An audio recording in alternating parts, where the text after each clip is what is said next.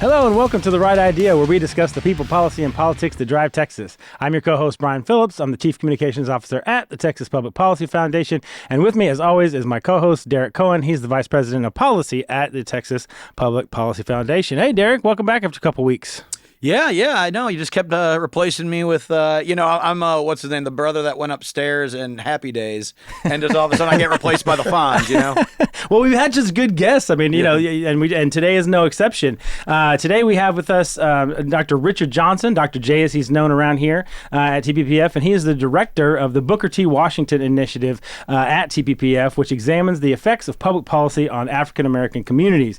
Now, you have a very long and storied resume. I won't go through all that, but suffice it to say that you've been chief of staff at both municipal and state governments, chief of staff to a Houston City Council member, a number of distinguished positions in both the 85th and the 86th legislatures. You've worked on, certainly education has been one of your top issues, but a number of different issues, healthcare, workforce development, public safety at both the state and local level for a long time. Dr. J, welcome to The Right Idea. Yeah, thank you for being here, for inviting me to be here, because probably the best thing that I've ever done was work with TPPF, though. Oh, man. Well, the check is in the mail. We will tell our bosses that you said that. Got me some points. And speaking of paying some bills, I'm going to do a little shameless plug like I always like to do for our weekly newsletter. It's called The Post. It includes exclusive material, includes kind of a wrap-up of what's going on in Texas and kind of TPPF's take on all of that. There's always a little something fun and Texas-oriented at the end. You can get that newsletter if you're not already on it at texaspolicy.com/thepost. We hope you sign up for that as well. And since we are going to be talking about school choice today, it's a pretty historic week,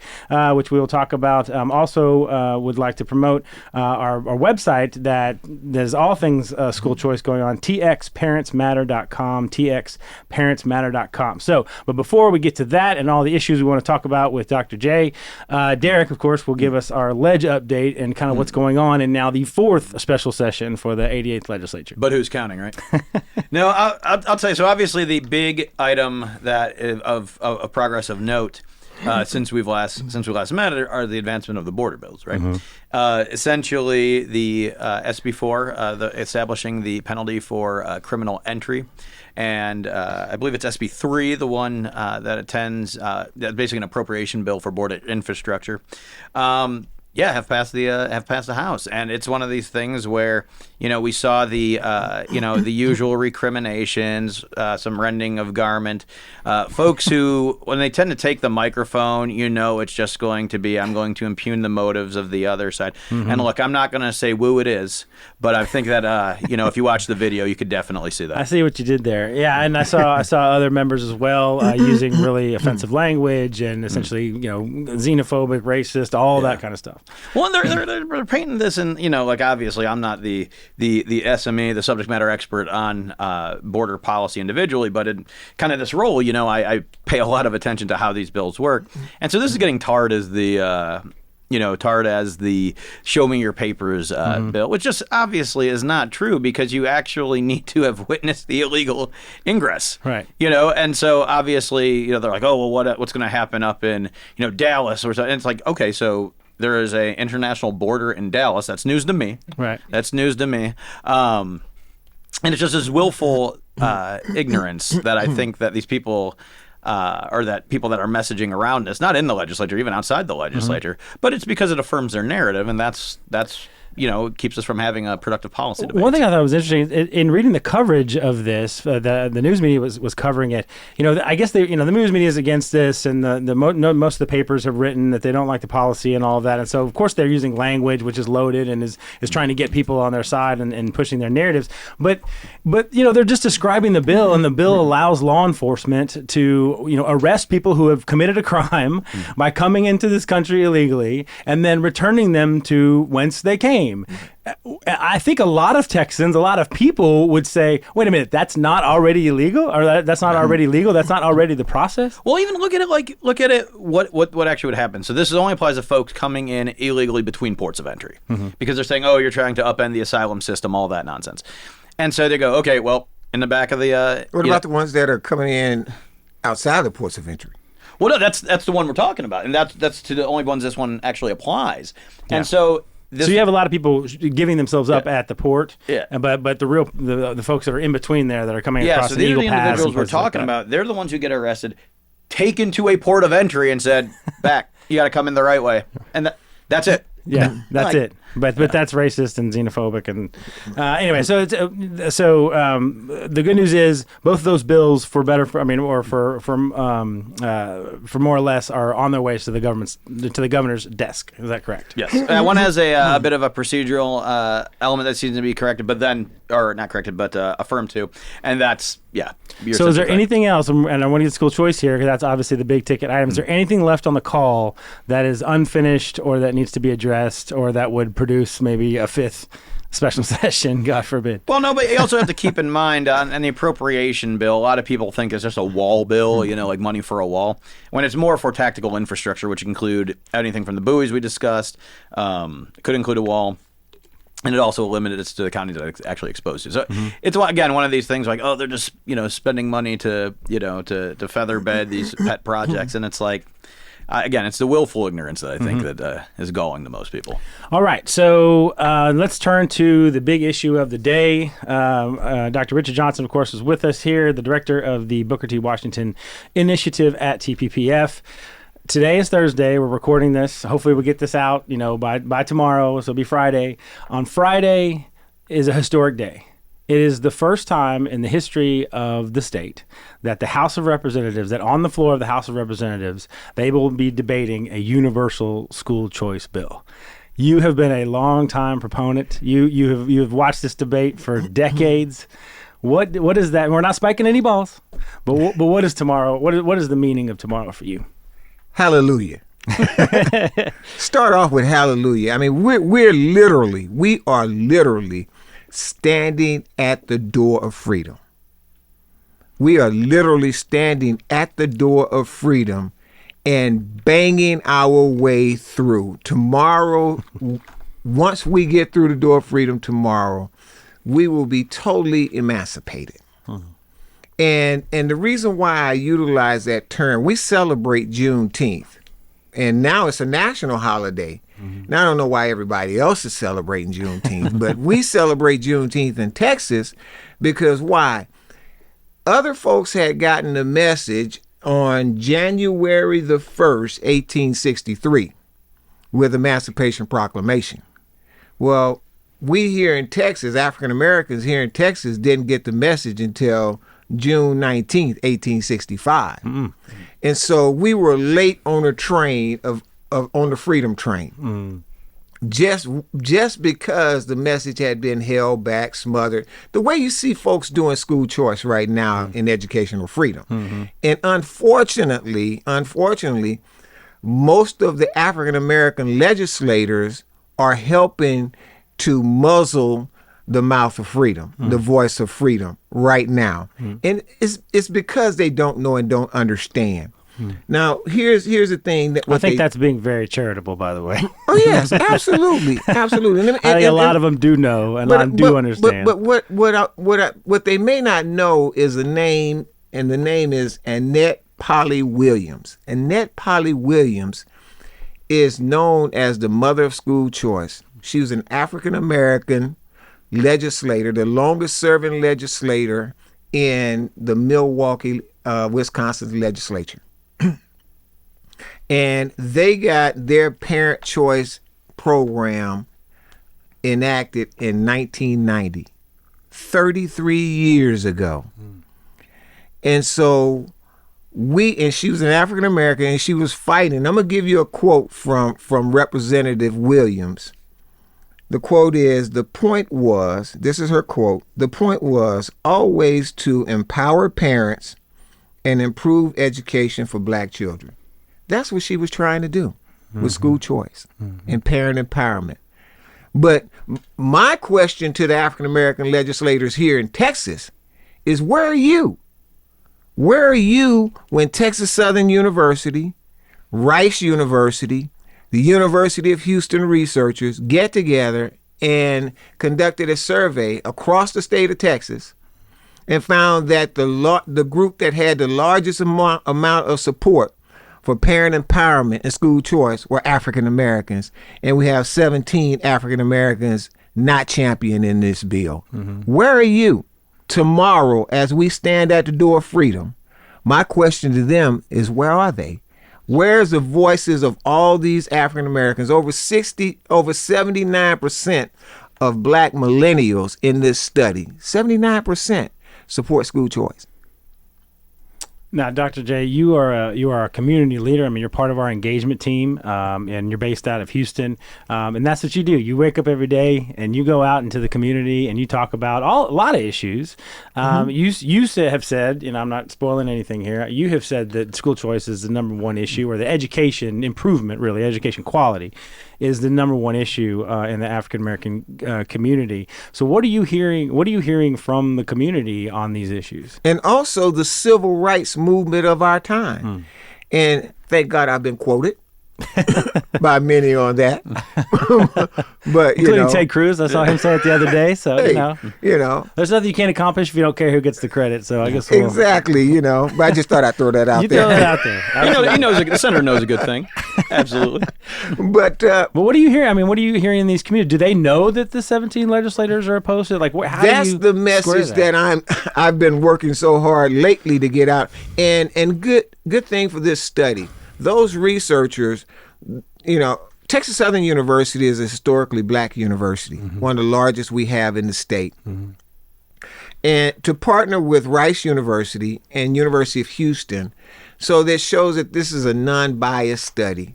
It's not Democrat, it's not Republican, it's not liberal, it's not conservative. It's just what people are saying and what they're feeling across the state of Texas, and in particularly what African Americans are saying. African Americans want school choice. My biggest job and my biggest challenge is being able to get that message into the minds of the state representatives, their elected officials. And they've been doing that. There's been a grassroots swell, not just around Texas, but around America for conservative views. Because if you look at the New York Times, we don't like to talk about them too much, but their study. If people sent around here, read it so that you don't have to. Exactly. I only look at the numbers, and if some pops out like 22% of African Americans are now moving toward a conservative way of thinking, that tells me that, look, the message is getting out into the grassroots. It's not happening overnight, but we certainly need to put more and more energy and resources toward getting our message out, because it's resonating in the black community. Derek, just looking from like a procedural standpoint, I mean, it's taken 4 special sessions now. Didn't make a lot of progress in the regular session. Worked on some other things like property taxes in the first 2. I mean, is now the time? I mean, are you seeing, hearing on the ground? I mean, this is historic. It got to the floor finally. This is a day that a lot of people said would never happen. Even people on our side, maybe in private rooms, said that this would never happen, and here we are. Well, I think you have to look at, that particular prognosis is not a bad prognosis if you just take, historical factors into account. For so long and through so many legislative sessions, the Public Education Committee has been controlled by people with what I'm going to charitably put that as people with prevailing interest in the public education school system. Now, I'm not saying people that are pro-public education, but I'm saying people who have a dog in the fight in one way or another. Say they were a former school board member, or, taught like one section of 3rd grade once back in the day, and you milk that for a couple of years. That tends to be the people that get sent to the committee. And obviously, if there comes to a thing about defending the status quo, that's going to be the folks that defend the status quo, and the status quo is never going to change. Now, let's apply that to now. And I can't stress enough how well Chairman Buckley has done, not just from our pro school choice perspective, but how well he and his staff have done getting this discussion going, ensuring that the right folks are being interacted with, and say in the governor's office, any other chamber. Chairman Buckley has done yeoman's work on actually, we don't see this coming out of Washington D.C. much anymore, but actually legislating and taking the feedback of all parties involved. Now, I would say that some of those parties have had their feedback probably taken into account for longer than necessary. See my earlier comments. But that being said, there still is room for this debate to happen on the floor. And I believe that's kind of what we see coming to a head. Richard talking about being on the doorstep of liberty. I think that we are on the doorstep of a titanic battle on the floor. I don't think anybody would say otherwise.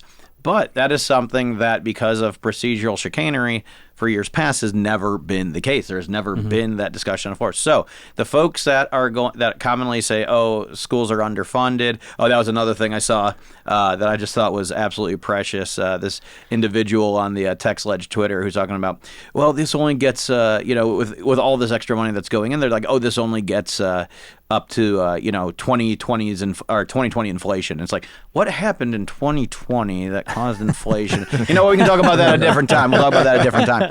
But anyway, it's like, okay, look, this is definitely set up to the point where, like, look, your pushback on the state share of school funding against this particular bill is just no longer valid. Completely no longer valid. Now, there's other things that legacy programs like testing or recapture, Robinhood, stuff like that. Those are all conversations that still do apply, even though their sting is far, far mitigated here with this particular bill. Sure. But the one thing, Brian, to your point that you bring up all the time is, every time we've had this discussion, it's how big's the check we're just going to cut this. We're not going to change anything. We're just going to talk about how many zeros and commas. That's all we're talking about. Yeah. Those days are gone. Those days are gone. In fact, I would say that even if there's floor action to strip out the educational savings account, again, that's such a minute part of this particular bill that it just shows that the House wants to take, they want to take the money without any of the additional improvements that would herald in through that particular process. Take all the money and leave the parents behind, as always. And I think that both the lieutenant governor and the governor have made it very clear that that is not a possible outcome. One of the criticisms, Dr. Johnson, that we hear all the time is that this will just be a subsidy for, and sometimes they use the subtext, sometimes they don't, but they'll basically say this is just a subsidy for rich white parents to send their kids to private school. How do you address that? What would this mean for communities that are not rich white parents sending their kids to private school? First of all, I think rich white parents are doing pretty good, on their own. I mean, they don't really need the help. I mean, and but what it would do for folks who are in the low income area, it would create an opportunity, one, for parents to be able to take their children where they see that the need would be best met. Number one. Number two, it would create an opportunity for the state of Texas to live up to Article 7 of our own Constitution, which says that the legislature must provide, it says shall, which means must provide a free and efficient education for every child. It doesn't say that the legislature must fund this institution or fund that institution. It says that the onus rests on the shoulders of the legislators to provide a free and efficient education. And efficient is the operative term. Yeah, here. Jump into that. Yeah, efficient is the operative term because there are some of our kids who are getting a great, efficient education. Better than efficient. They're getting a wonderful education in the public system. But there's a segment of our students, our kids, which we've seen, through the demonstration of dropout rates, school to prison pipeline, folks dropping out of education, dropping into criminal justice, creating an unsafe environment. And we looked at those numbers, and we looked at the folks who are in the criminal justice system, and we've traced them back, those zip codes, back to the areas from where they came. And though 99% of those zip codes are leading back to areas and communities where there is a failing school. Over 70% of the folks who are incarcerated right now are reading at a 3rd and 4th grade level.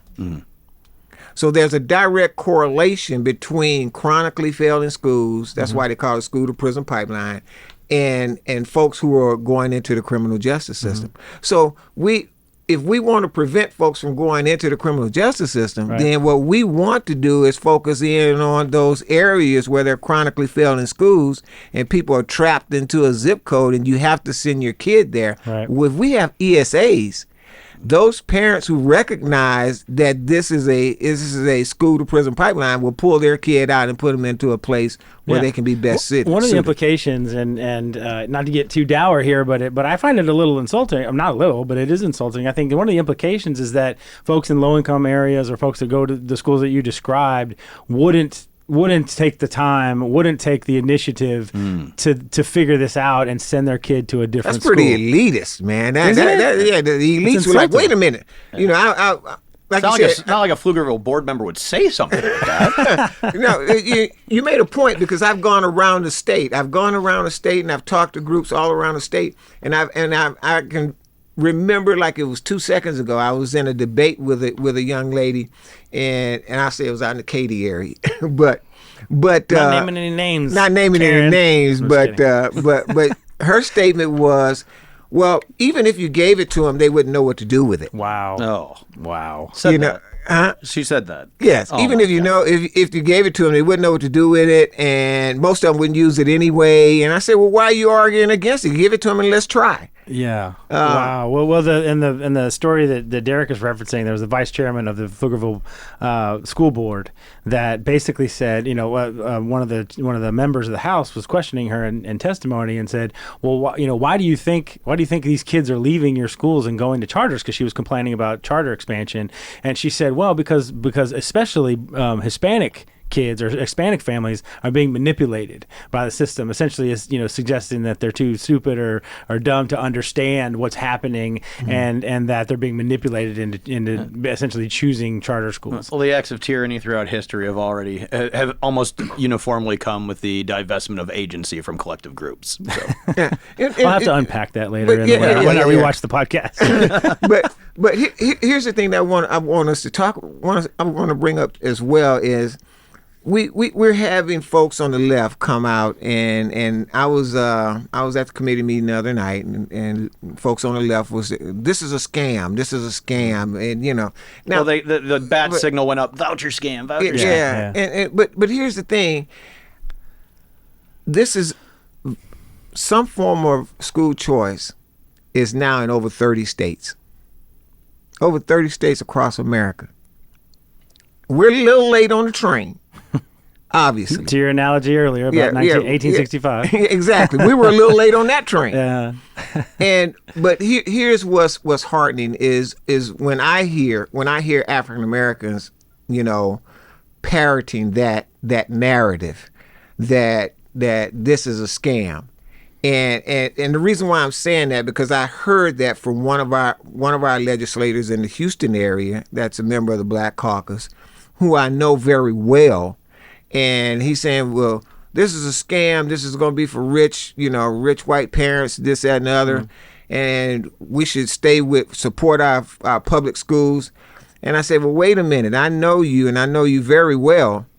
And you did not go to a public school. You graduated from a predominantly white private school. Mm-hmm. So why are you trying to step in the way of parents having freedom within your own district to do exactly what you did? Because with ESAs, well, it's not going to pay for everything. Well, if you look at the average cost for private school in the state of Texas is a little under $10,000 a year. The ESAs right now in HB1 is $10,500. That would take care of the average. I would even go further. I mean, we had a special edition podcast where we brought in folks who, activists who were here supporting school choice, and many of them either worked for or actually ran a private school in a low income area, and it was like one of them was $1,200 a year to go to their private school, and even that, of course, $100 a month was still too much for a lot of parents in that area. But we're not even talking. You're just talking averages. There's a lot of private schools that absolutely would be affordable with that ESA. But I want to add, though, because I think that this is a bit of some prestidigitation, some sleight of hand that a lot of the Democrats want to play with this specific with the private school argument, is that the reason, because the whole voucher thing, that if it were truly a voucher, as we've discussed before, then there'd be some legitimacy to that argument. That would only apply to private schools. But this applies if you look at the actual construction, what's eligible, both in what was SB 8 and what became HB1. It's the actual ESA mechanism covers so much that isn't just tuition. It covers supportive service. This is the thing. This doesn't even mean somebody's going to actually get out of the public school. What if somebody is being well served in the public school but has a pronounced special need that particular public school cannot accommodate? And there happens to be some sort of therapeutic supportive service, whatever the case might be. That would be the only element of that particular ESA that would need to be tapped into. And so this is the kind of flexibility that this would offer. But again, calling it vouchers is because it just reiterates this whole class, racial/class warfare dynamic that they've pinned basically the future of their political movement on. Let me just ask. But what's the problem with a parent taking their kid out? Just take them out. I'm a taxpayer. Shouldn't I have the freedom to send my kid wherever I want to send my kid? I struggled through that. Little personal story. I struggled through that. I was not Dr. Johnson at that time. My wife came home and she said to me, Richard, I see a study here that says that kids do better if they go to a private religious-based school in their formative years, their foundation years. And I argued to the hilt against it because I didn't want to pay the money because I didn't have the money. I said, where are we going to get the money? She said, you're going to get another job. So that means I have to work 2 jobs. And I said, well, why can't some of the money I'm paying in all these taxes over here help me out just a little bit over here because my wife has made this choice. Now I'm making a choice because my wife has made this choice. And it's the best argument that I ever lost in my entire life. My kids turned out, I don't want to say perfect, but perfect in terms of, you have very high standards, Dr. J. So that's why. But I wasn't Dr. J then, I was just Richard. Yeah. And, but the thing is, that happened about 25 years ago. And I became a supporter of school choice and parental freedom 25 years ago. And I was just blessed to find, you guys, who were already out here fighting for it. And I'm like, wow, I can get on this team and we can really get this thing across the finish line. Now, I want to switch to a point and get your feedback and touch on this. Despite all of the disagreement on the two sides on what ESAs do, and they're going to destroy public schools and eliminate high school football and all these that's against the science, though. Ridiculous. They should follow the science. Remember who used to say that? Yeah, those guys on the left. Yeah, hey, exactly. Follow the science. Stick the needle in your arm. Once they get a multicolor yard sign that says in this house, public education dollars, and so on and so forth. Then we'll have that debate then, I suppose. But there is, despite all the disagreement, there is one point on which both sides agree, and that is that if given the opportunity, hundreds of thousands, potentially millions of families would choose something other than what their local public school is offering. Right? No question. Potentially millions would make this choice. And I know that people on the left will say, wait a minute. No, fundamentally, your argument about defunding public schools relies on the fact that you're saying that tens of thousands, if not potentially millions of families are going to leave the public school system. The question is, why? Yeah. Why would parents want to make that decision? Why? And this is a question that you cannot get an answer to on the left. So have you, in your private meetings, or because I know you meet with legislators on both sides or whatever, do you address this issue and say, look, even you admit in your own arguments that hundreds of thousands of families across Texas would want to choose something other than what they're being offered at their public schools? Do you ever stop and think about why that is, sir? Do you ever get to ask those questions? Yes, yes. Do you ever get an answer, straight answer? Fact, that's part of my lead-in. Was that you were on over that softball, Brian? yeah, you just rolled that. What do they say? Like, no, but the unions, they're paying for my campaign. You ever get an honest answer out of people? Yes, I get an honest answer also. But the thing about it is, for most of them, the way that I put the question is, look, you didn't go to public school, or if you went, your children didn't go to public school. Why do you think that folks? Why aren't your kids in public school? Right. Because they're going to get a better education over here. I say, but look. And here's what the answer most of the time always is because they've gone to the public schools, they've gone to the superintendents, they've gone to the school boards, and the public schools are failing to change because they don't have any reason to change. Mm-hmm. You see what I mean? Mm-hmm. They don't have a reason to change. There's no incentive because guess what? Kids are locked into their zip codes. They're gonna come there anyway. It's a monopoly. Mm-hmm. And so what school choice does and what ESAs will do is really help. And the studies show, there's a 25-year study that shows that public schools near a choice school, the public school, when you place them in the same area, the public school actually gets better because of the competition. Because if you see people having the freedom to walk away and go somewhere better, the first thing you're going to do is go find out what they're doing, and then you're going to start doing it too because you're losing your customers. But the answer to your question is, most of them will tell me the truth because I've been in this world a long time, this political world a long time. So I know a lot of their background. I know a lot of their families. You had dinner in their house. Yes, we met their kids. And I'm like, there's a reason why I did not send my children to the schools that I went to.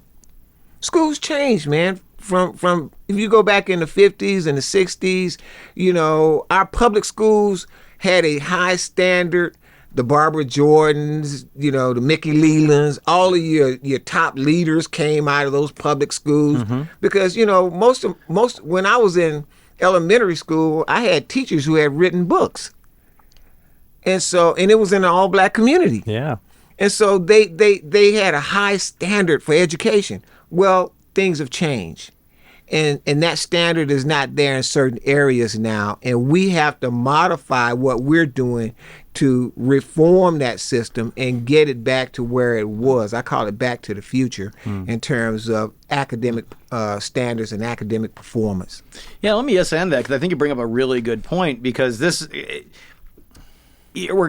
we're encroaching on, and I can sense them saying, "Oh yes, well, fall into our trap." That yes, that is a community that'll be rent asunder if we, had school choice and allowed people to leave people would leave these schools. When in fact, it's quite the opposite, as you identified, Dr. J, because one of the things going all the way back to Edmund Burke that conservatives understand is the idea of community, voluntary community. And there's is it a voluntary community? If, to your point, they are completely locked into one building because of where their zip code is? Or is it one where they can find a community that best suits them? Maybe it is in, a Catholic school. Maybe it is in a private, a country day school, which obviously usually probably need more than just the ESA to cover that. But having that flexibility, or have at least that flexibility more attainable, does facilitate that community building. Thank you for teeing that up for me too. Because talk about a softball. That's what we're here for. That's the whole thank you for teeing that up. Yeah, most of our communities have a church in them. And what I have done is I've talked to a lot of pastors. I've talked to a lot of pastors across the state of Texas. And some of them had started their own schools but didn't have the resources to sustain them over time. They'd start a school and it'll last about 5 years and not have the resources to sustain it in the low income areas, very needy areas. But they have facilities. They have an infrastructure in place already in most of those areas where we see the dip in academic performance. Like I can tell you, in most of the inner city legislative districts, the inner city large urban centers, kids are reading at about maybe 30% of them are reading at grade level. And the same thing with doing math at grade level. And so those kids in those areas are struggling, and we see that you mentioned the Catholic schools and the religious-based schools. That is the only group that did not suffer learning loss during COVID. Matter of fact, reading went up one point, math stayed flat. But in the public schools, math went down 9 percentage Huge. points. Yeah, it was like, I think statewide it was around like 39% could do math at grade level after Exactly. the pandemic. And you're talking about 15 years of learning loss. And so there's something to be said when you have a successful model. Find out what they're doing and mimic it in your own system. But there's no incentive right now in the public school I want to touch area. on that here because this is something that I think that you could really speak to. As the longer that this debate stretches out, and they have their sort of like chief arguments against why the opponents of school choice, and none of them really stand up. The defund thing doesn't stand up. The whole program would be $500 million. We spend almost $90 billion on public education in this state, so there's no defunding going on. The accountability issues. I mean, obviously private schools are accountable because they have to be accredited. Certainly parents are holding the private schools accountable. So none of these arguments really stand up. And so there's really filtering down into some of what I think are some of the underbelly and the really extreme and nasty reasons why people oppose this. And one of them that's coming up is they don't want you to use public dollars or their dollars or what have you to send kids to religious schools to get a Christian education or Christian-based or faith-based education. Have you experienced that in dealing with folks who are opposed to school choice? And how do you handle those kinds of comments, which even if they're trying to be charitable, just come off as incredibly bigoted and anti-Christian? The main thing is, my comeback to that argument: do what works. You see, we're not here to fund institutions. That's not what Article 7 says. It says every child. We're here to fund children. We're here to educate children. And so we're not here to pay big superintendent salaries and send them all over the world. We're not here to cater to the unions. Those are all groups. That's not children. And I do hear that argument. And another comeback is those folks who go to those churches, they're taxpayers too. See, Texas is not a payroll tax state. We're a sales tax state. And so even that poor mother who may be on food stamps, may be on assistance, that poor mother that goes and buys a loaf of bread has just put into the education coffer. She has something. She has a right to say something. She has a right to choose and a right to have that freedom to do so. And what this is all about, Brian, is not school choice, not Democrat, Republican. What this is all about is this is all about freedom. This is about liberty. And that's the reason why TPPF is the voice out here now, screaming the loudest for liberty and freedom. Because there are other folks who are trying to muzzle that voice. And the last vestige of slavery is about to be removed. And if a person can, I said this to the 100 black men of metropolitan Houston 2 nights ago. When I asked them, I said, raise your hand if you control your own destiny. And these are the successful black men in Houston. All of them raised their hand. I said, well, raise your hand if you have any control over your education system, over the education system where your kids are going. Nobody raised their hand. And I said, you're not controlling your destiny because you're not the future. Your children are the future. And when you are able to have some say over the direction of their education, then you're controlling your own destiny and you're controlling your own future. And until we do that, until we have that freedom, we in Texas are not totally 100% free. Over 30 other states are experiencing that freedom right now. And I told them, because our headquarters is in Atlanta, Georgia. I said, the guys in Atlanta, Georgia are laughing at us. You know why? Because Atlanta, Georgia, and Georgia has school choice. They have parental empowerment and freedom. They can say where their kid goes to school and their tax dollars follow a kid. We can't do that. Well said. Well said.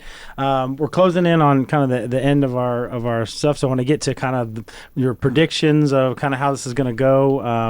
Any hijinks or anything, Derek, that you think that may go on the floor that we could expect to see tomorrow? Can I? So if I understand the question correctly, you're asking me if there's going to be chicanery and hijinks, fighting. Yeah. Points of order. Yes, well, I mean, awful things that we need to get rid of. I'll tell you though. So I definitely trust, the governor is using the bully pulpit and other methods at his discretion to push through a legislative priority, and I don't think that's changed. What I do think's changed, and the conversations I've had in the last couple of days, is I actually have a more sunny disposition on this, on the prospect of this particular item going through. Now, is there going to be somebody try to strip out the ESAs, but not touching the money? I think that we can safely bet that that'll at least happen. Whether the votes are there, I'm even hearing some things that the votes, to remove it might not be there. Mm-hmm. I don't know. I wouldn't be in my position if I was that doughy-eyed of an optimist. But that being said, even so, let's kind of game this out. Let's say that they do get put on the floor, it does get taken out on the floor, sent to the Senate. There's no way the Senate is going to go, okay, we're just going to take the extant system and just rain the cash over it. There's no way that can happen. So they're going to, they very well may put it back in. Now, here's the question, though, is, okay, if they put it back in, remember what happened? Remember what happened with apprenticeships? Remember what happened with 4390? And, of course, it comes to mind because, certain elements of the labor movement were, acting up in that particular debate as well.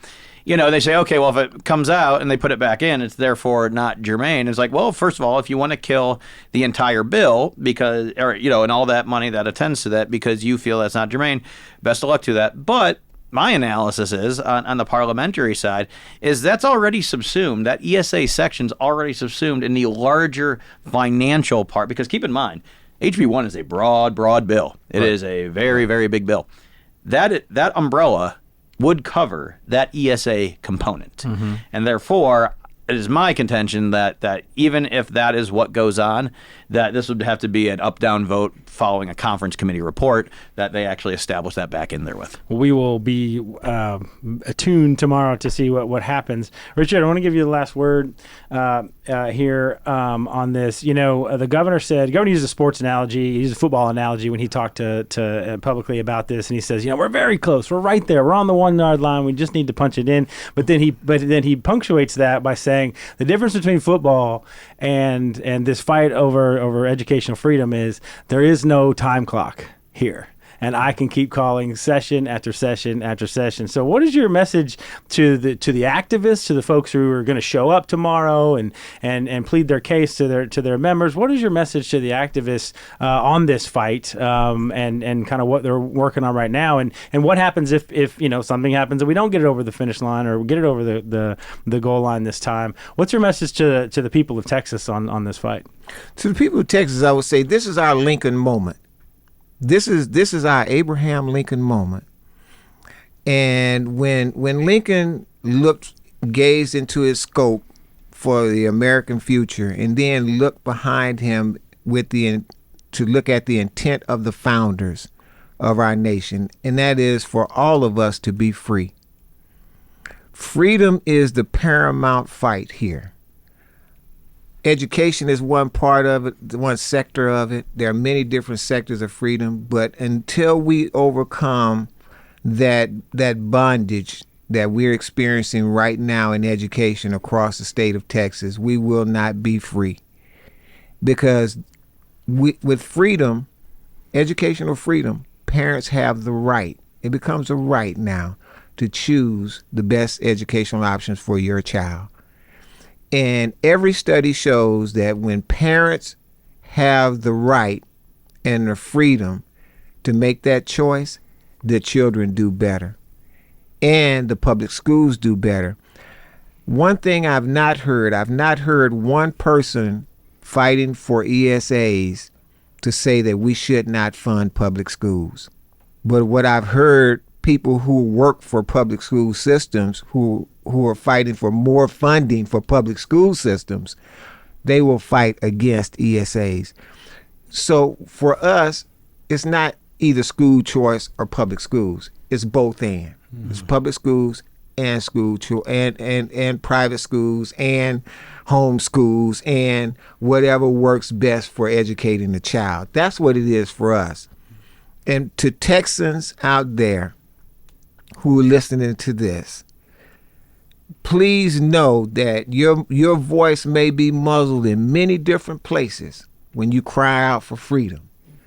But here at Texas Public Policy Foundation, we will amplify the voice of freedom, your voices. And we know African Americans, you're not being heard by your legislators. Your legislators are saying go this way. The data says you're going this way to support school choice and parental rights and parental freedom. Bring us your voice and we'll be your voice going forward, because this fight will end and we will win it. And it's great that the governor said that no matter how long it takes us, we're going to win this fight. But there are going to be other fights. There are going to be other issues that your voice may not be being heard, but it'll be heard here for freedom. Amen to that. Dr. Richard Johnson, the director of our Booker T. Washington initiative at the TPPF. And if you want your voice heard, a good way to do that is through that website I mentioned, txparentsmatter.com, txparentsmatter.com. There's a button right there on the front that says Take Action, and it'll put you in touch with who you put in your address. It'll tell you who your representatives are. It'll even connect you if you need to send that message that Dr. Johnson so eloquently gave us here today. Dr. Johnson, thank you so much for being this. This was a really special treat. Derek, as always, thanks for being here and your quality insight in that. And thank you for watching and for listening. We really appreciate all the feedback. We appreciate all the folks who listen in and watch every week. And so thank you for being here and thank you for being part of this. And as I like to say, in the words of Sam Houston, do good and risk the consequences. We'll see you next time.